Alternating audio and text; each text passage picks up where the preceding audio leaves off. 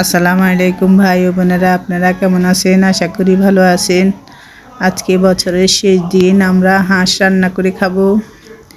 দেখুন, আমার ভাইয়ে 3টা হাঁস এনেছে। আমরা বাপের বাড়িতে বেড়াতে আসছি। এখন আমরা হাঁসগুলো সুন্দরভাবে গরম পানিতে, একদম উচ্ছন্ন গরম পানিতে চুবিয়ে নেবেন, নিয়ে তারপরে এভাবে বেছে ফেলবেন।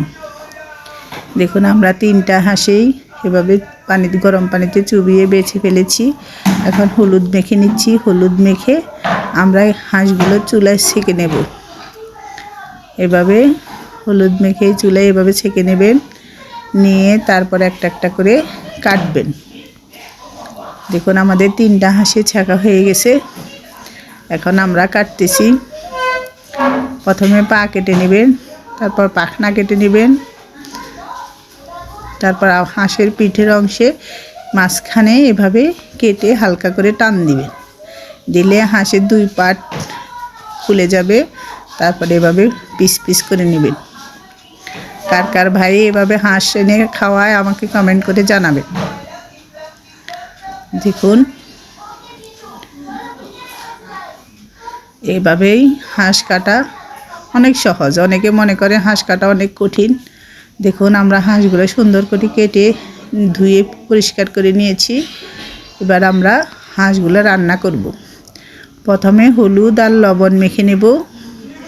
হলুদ দিয়েছি, এবার লবণ দিচ্ছি, দিয়ে এভাবে হাঁস মেখে রাখবেন অন্তত 10 মিনিট, তাইলে খেতে অনেকটা ভালো লাগে। এবার আমরা পাতিল বসিয়ে এলাচি, দারচিনি, তেজপাতা দিয়ে দিলাম। দিয়ে এবার পেঁয়াজ, কাঁচামরিচ দিয়ে দেব। আমরা আজকে সরিষার তেল দিয়ে রান্না করব। সরিষার তেল দিয়ে রান্না করলে হাঁস খেতে অনেক ভালো লাগে। দেখুন, এবার আমরা পেঁয়াজগুলো হালকা বেরেস্তার মতো করে ভেজে নিয়েছি। আমরা এখানে 4 চামচ আদা বাটা দিয়েছি। তারপর 4 চামচ রসুন বাটা দিব। আদা বাটাটা একটু ভেজে নিয়ে তারপর 4 চামচ রসুন বাটা দিয়ে দিবেন। দিয়ে তারপর এবার নেড়ে নেবেন। তারপরে আমরা গুঁড়ো মরিচ দিচ্ছি। হলুদ আর লবণ আমরা হাঁসের সাথে মেখে রেখেছি। বড় টেবিল চামচে 2 চামচ গুঁড়া মরিচ দিয়েছি। তারপর 2 চামচ জিরার গুঁড়া, 3 চামচ জিরার গুঁড়া দিয়েছি।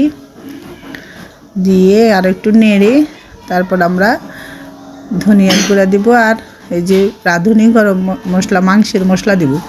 রাঁধুনি মাংসের মশলা লেখা থাকে যেটাতে, ওইটা দিবেন। এটা দিলে খেতে অনেক ভালো লাগে।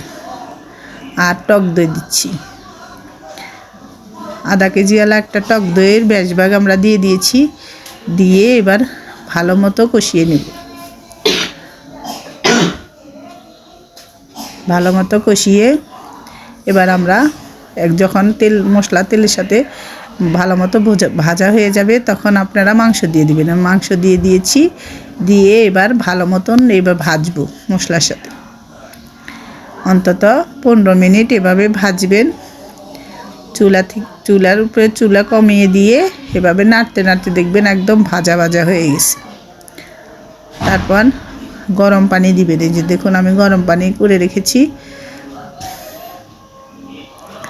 গরম পানি দিলে হাঁস তাড়াতাড়ি নরম হয়, খেতেও ভালো লাগে। এবার আমি টমেটোগুলো দিয়ে দিয়েছি। দিয়ে আরও একটু ঢাকনা দিয়ে কষিয়ে নিচ্ছি।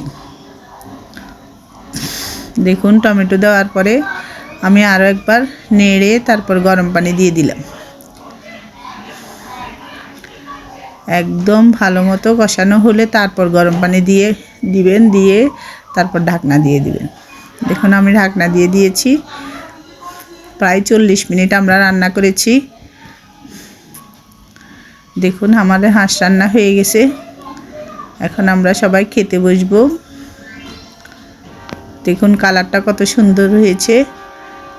আজ এ পর্যন্ত। আল্লাহ হাফেজ। আমাদের চ্যানেলটা সাবস্ক্রাইব করে দিবেন, লাইক করে দিবেন, শেয়ার করে দিবেন, ফেসবুকে ফলো করে দিবেন।